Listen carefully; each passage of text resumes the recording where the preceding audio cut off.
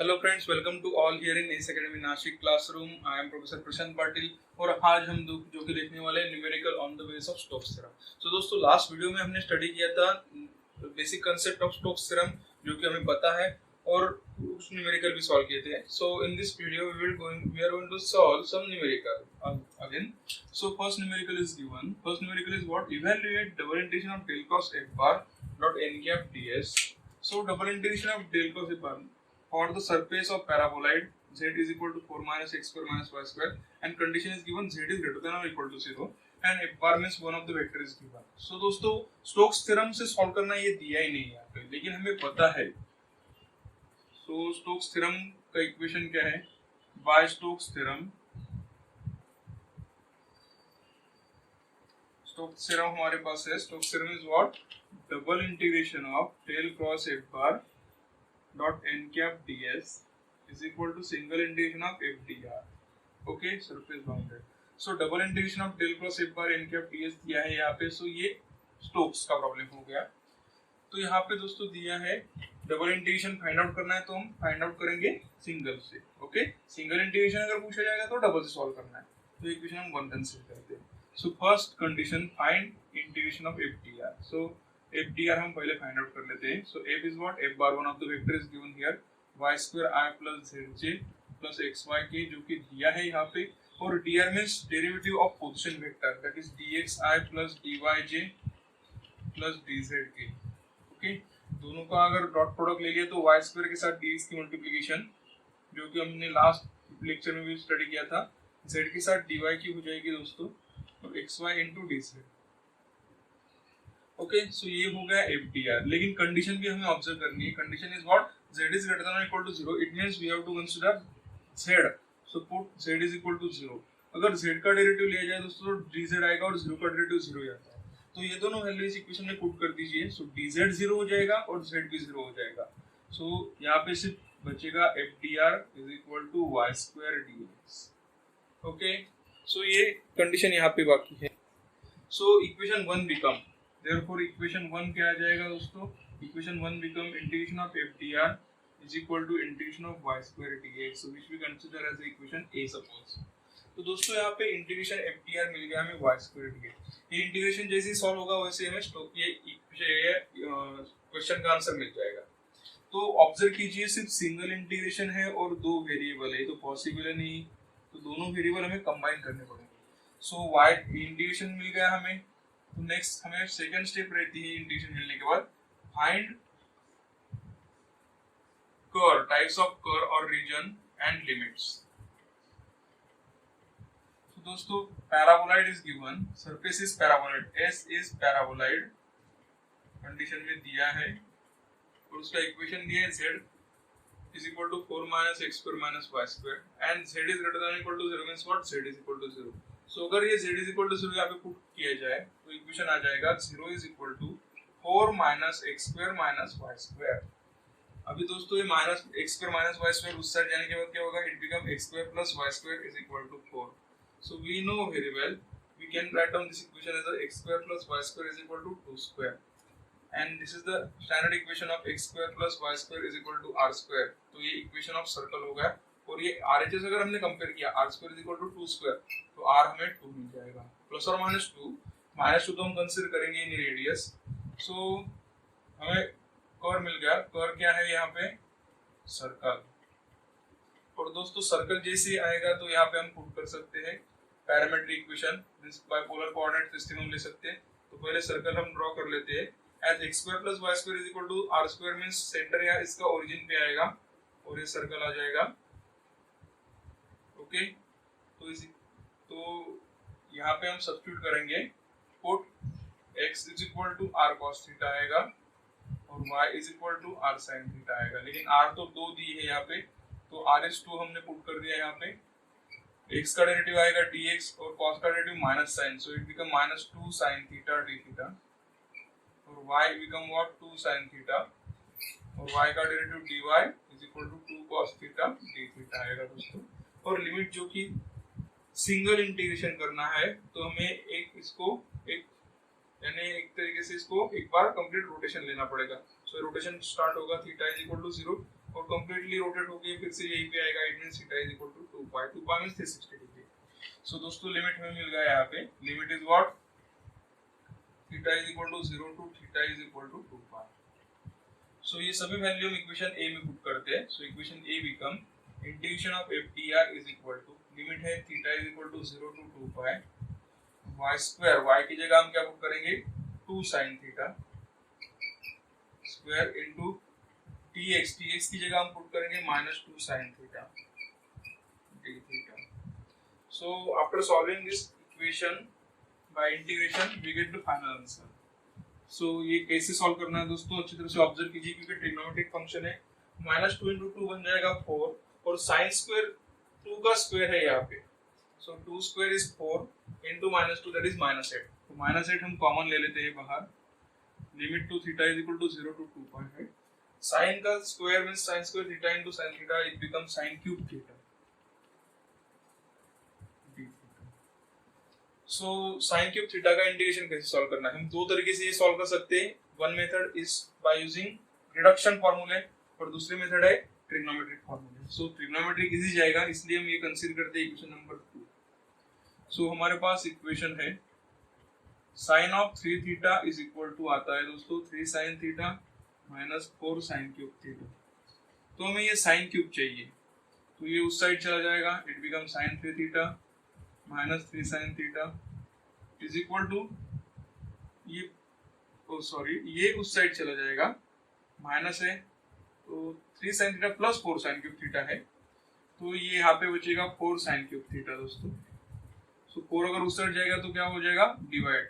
सो sin cube theta क्या आएगा finally, sin cube theta become 1/4, ये 4 उस साइड जाने के बाद डिवाइड हो जाएगा और ये इक्वेशन आएगा sin 3 theta minus 3 sin theta. So put the value of sin cube theta is equal to this equation. So equation 2 become, equation 2 यहाँ पे हमें क्या मिल जाएगा, therefore equation 2 become I is equal to integration of -8 integration of 0 to 2 pi. यहाँ पे आएगा 1/4 sin 3 theta minus 3 sin theta d theta. तो इसको सेपरेट कर लेते हैं। 4 1 4 2 जा हो जाएगा।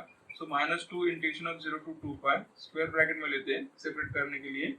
ये आ जाएगा sin 3 theta d theta minus 3 is constant, तो बाहर लिखना पड़ेगा 0 to 2 pi sin theta d theta.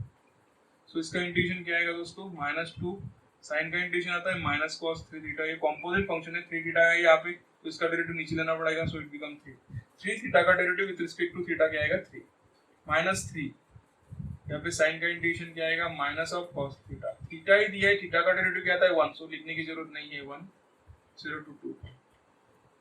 इसको अगर सिंप्लीफाई किया दोस्तों हमने तो ये आएगा -2 into bracket minus of cos 3 theta upon 3 minus minus plus 3 cos theta 0 to 2 pi.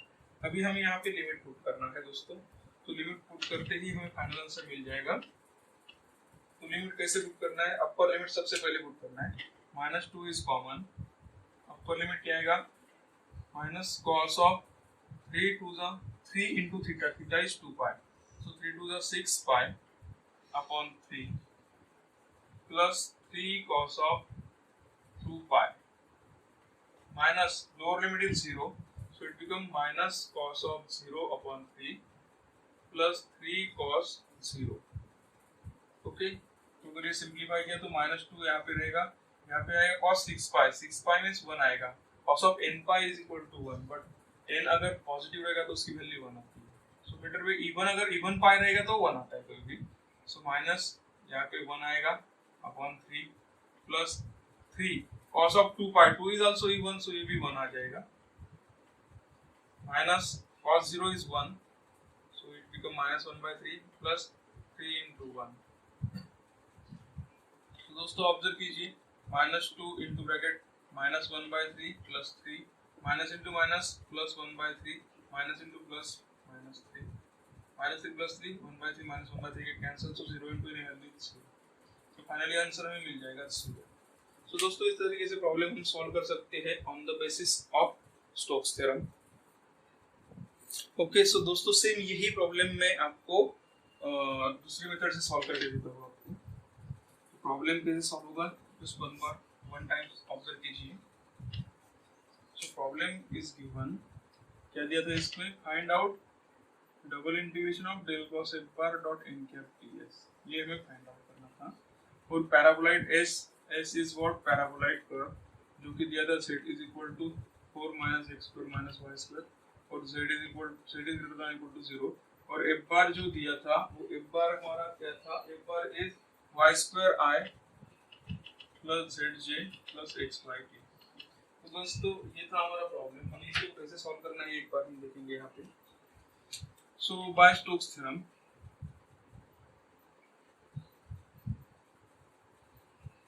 I is equal to, हम इसी से सॉल्व करेंगे, double integration of del cross F bar dot N cap ds, ये इक्वेशन हम 1 consider करेंगे। सो दोस्तों observe कीजिए, इसमें क्या दिया है, डेल क्रॉस एफ बार। सो यहाँ पे क्रॉस प्रोडक्ट हमें पहले फाइंड आउट करना पड़ेगा, डेल क्रॉस एफ बार। सो हमें पता है ऑलरेडी हमने सॉल्व किया प्रॉब्लम इस पे, डेल क्रॉस प्रोडक्ट हम डिटरमिनेंट से सॉल्व करते हैं, तो डिटरमिनेंट आएगा आई जे के। डेल के जो कोएफिशिएंट है वो क्या आएंगे, डेल के टर्म्स आएंगे डेवा डेवा एक्स आई के लिए, डेवा डेवा वाई जे के लिए, और डेवा डेवा जेड के लिए। एक बार जो कि दिया है यहाँ पे वाई स्क्वायर जेड और X bar, z is equal to 0, तो हम यहाँ पे z 0 भी कंसीडर कर सकते हैं। ओके ठीक है, देखेंगे हम बाद में उसको। तो यहाँ पे डिटरमिनेंट अगर सॉल्व किया तो i इनटू ब्रैकेट ये छोड़ दीजिए, इसका क्रॉस मल्टीप्लिकेशन में सबट्रैक्शन लेना पड़ेगा, मींस डेवा डेवा y ऑफ xy माइनस डेवा डेवा z of z minus j into bracket डेवा डेवा x ऑफ xy माइनस डेवा डेवा z of y square plus k into bracket में क्या आएगा, डेवा डेवा x ऑफ z माइनस डेवा डेवा y ऑफ y स्क्वायर। तो दोस्तों यहाँ पे बचेगा i इनटू ब्रैकेट, ऑब्जर्व कीजिए अच्छी तरह से, विद रिस्पेक्ट टू y का डेरिवेटिव 1, तो यहाँ पे x बच जाएगा, माइनस z का डेरिवेटिव 1 आ जाएगा यहाँ पे, minus j into bracket with respect to x, तो x का डेरिवेटिव 1 y बच जाएगा, और विद रिस्पेक्ट टू z है ही नहीं तो कांस्टेंट का derivative 0, plus k into bracket डेवा डेवा x of z means constant 0, y का डेरिवेटिव यहाँ पे 2y रह जाएगा। सो फाइनली हमें डेल क्रॉस एफ बार एक वेक्टर मिल जाएगा, वो आएगा x minus 1i minus into minus plus Y J minus into plus minus 2y K. Okay so del cross F bar हमने फाइंड आउट कर लिया दोस्तों यहाँ पे। Now find the value of second N cap. तो N cap के लिए हमारे पास कंडीशन था, अगर z 0 होगा यहाँ पे, हियर z इज 0, therefore हम डायरेक्टली कंसीडर कर सकते हैं एन कैप जो आएगा वो k बार है। अगर x 0 रहेगा तो i आएगा, y 0 रहेगा तो j आएगा। ओके सो प्रॉब्लम में क्या टर्म दी है हमें, थर्ड स्टेप निकालनी है, डेल क्रॉस एफ बार और एन कैप के साथ डॉट प्रोडक्ट। तो डेल क्रॉस एफ बार क्या है यहाँ पे, k बार में से क्या आएगा, 0i plus 0j plus 1k। Okay so ये आएगा डेल क्रॉस एफ बार हमारा x minus 1i plus yj minus 2yk dot 0i plus 0j plus 1k। तो डॉट प्रोडक्ट हमें पता है, i के साथ i का 0 इंटू x माइनस 1 0 आ जाएगा, 0 इंटू y 0 आ जाएगा, minus 2y into 1 it become minus 2y। तो दोस्तों डेल क्रॉस एफ बार हमारा आ गया यहाँ पे n cap is equal to minus 2y। Now we can put this value in equation 1। So from equation 1 become what, I is equal to double integration of minus 2y और ds, जो कि है ds हमें consider करना पड़ेगा as y यहाँ पे, तो dx dy कंसीडर करते हैं। और हमें पता ही है अगर k रहेगा, z 0 है तो xy कंसीडर करना पड़ता है यहाँ पे, become dx dy। so ds की वैल्यू यहाँ पे क्या आएगी, dx dy। so दोस्तों इसको हम एक इक्वेशन कंसीडर करते हैं। अभी ऑब्जर्व कीजिए अच्छी तरह से, डबल इंटीग्रेशन है और दो वेरिएबल है x and y। So minus 2 हम बाहर ले लेते हैं इसके, माइनस 2 डबल इंटीग्रेशन ऑफ, तो ये हमें सॉल्व करना है।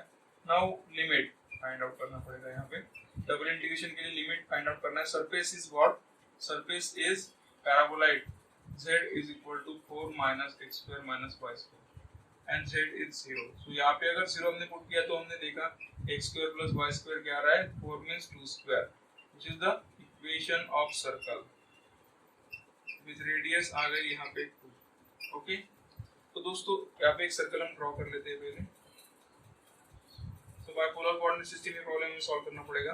Late we consider elemental area, radius इसकी है r इज इक्वल टू 0 से इंक्रीज होते जा रही हो, r इज इक्वल टू 2।